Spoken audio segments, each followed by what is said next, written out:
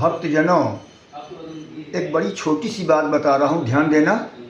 तुम्हें न पूजा करना है, न पाठ करना है, न कोई कर्म करना है। केवल इन 6 बातों को याद रखोगे, जीवन हमेशा मंगलमय रहेगा और मृत्यु के बाद भी तुम्हें प्रभु का धाम प्राप्त होगा। पहला, विप्र वही नित वेद पढ़े और क्षत्रिय वही जो अन्याय को टारे। वैश्य वही नित दान करे और पुत्र वही जो गया श्राद्ध करावे। और पुत्री वही जो ससुराल लखे और पत्नी वही जो गृहस्थी चलावे।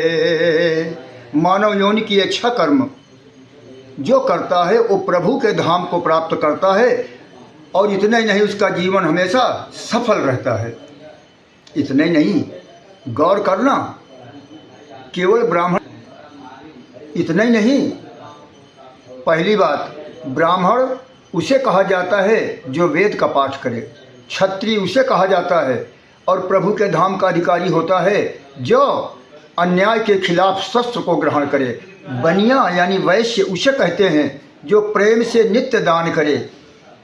और पुत्र वही पुत्र कहलाने का हकदार है, प्रभु के धाम जाने का अधिकारी है जो अपने पितरों की गया में जाके श्राद्ध करे।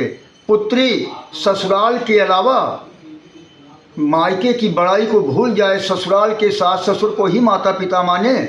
और पत्नी जो अपने नाना प्रकार के दुख को झेल करके अपनी गृहस्थी चलाए, ऐसा अच्छा कर्म करने वाला प्रभु के धाम को प्राप्त करता है। अगले अंक में फिर बताएंगे आप लोगों को।